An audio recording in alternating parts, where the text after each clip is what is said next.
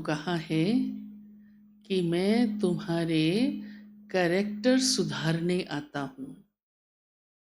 क्यों बाबा कहते हैं सुधारने आता हूँ?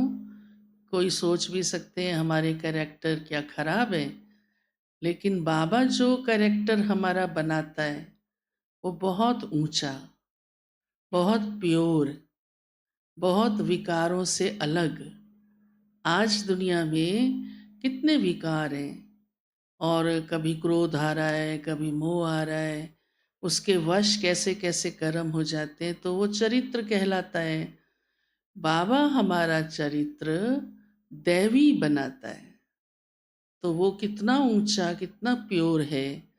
इसलिए बाबा कहते हैं मैं जो पढ़ाई तुम बच्चों को पढ़ाता हूँ वो दैवी कैरेक्टर्स बनाने की पढ़ाता हूँ, और दैवी कैरेक्टर्स देवताओं के होते हैं। इसलिए लक्ष्य ही बाबा ने हमें दिया है कि इस समय आप मनुष्य से देवता बनने का लक्ष्य रखते हो, उसकी ये पढ़ाई पढ़ते हो। और ज़रूर है जो देवताओं से भी ऊंचा है वही वो पढ़ा सकता है, कोई मनुष्य तो ये पढ़ाई नहीं पढ़ा सकता।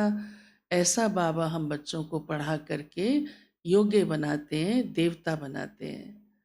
आज बाबा ने एक बात की इंस्ट्रक्शन भी दी है जो ऑलरेडी हम सब जानते भी हैं, परंतु बाबा कहते हैं कभी कोई इसमें थोड़े से अलबेले भी हो जाते हैं और कई भक्ति के संस्कार भी होते हैं।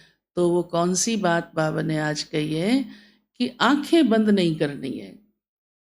अक्सर करके आदत पड़ी होती है ना, जब किसका ध्यान लगाते हैं, मंदिर में जाते हैं, हाँ आंख बंद कर लेते हैं। लेकिन बाबा कहते हैं ये तो पढ़ाई है, पढ़ाई में कभी आंख बंद नहीं की जाती है। कोई स्टूडेंट पढ़ रहा हो आंख बंद की हुई है तो टीचर सबसे पहले उसको पॉइंट आउट करता है कि मालूम नहीं ये सुन भी रहा है या नहीं। क्यों? क्योंकि आंख बंद करने से बुद्धि किस तरफ चली गई खुद को ही पता नहीं चलता है।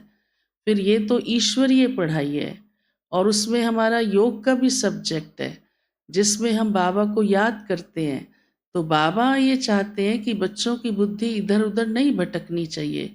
आंख खोल कर बैठने से अपने ऊपर ध्यान रहता है, योग का वातावरण है, गीत बज रहा है, तो मेरा ध्यान बाबा में ही लगा रहे।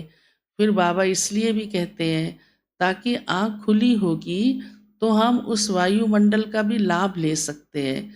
योग कराने वाले के भी उसकी दृष्टि द्वारा वाइब्रेशंस मिलते हैं, और भी बहुत सारे लाभ होते हैं। और बाबा ने हमें कर्म योगी भी बनाया है ताकि हमारी ऐसी प्रैक्टिस रहे कि आँख खुली हो और याद भगवान की हो, मन में प्यारा बाबा बसा हुआ हो। नहीं तो उसको आँख बंद करके करने की आदत तो माना सारे दिन में आप कितना याद कर पाएंगे।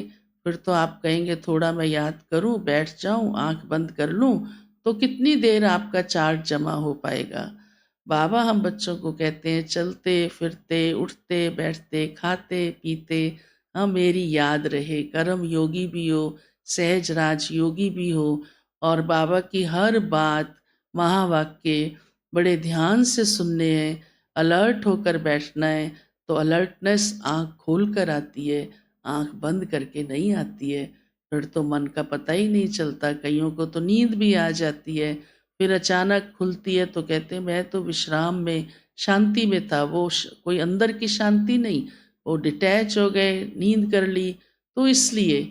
लेकिन वास्तव में बाबा हम बच्चों को ऐसी एकाग्रता सिखलाते हैं कि आँख खुली हो और मन और बुद्धि बाबा पर हमारी टिकी हुई रहे। फिर साथ ही बाबा ने कहा है आप बच्चों को अपने अंदर बाप जैसे संस्कार बनाने हैं। अब आप सोचिए शिव बाबा के संस्कार कितने कल्याणमयी हैं।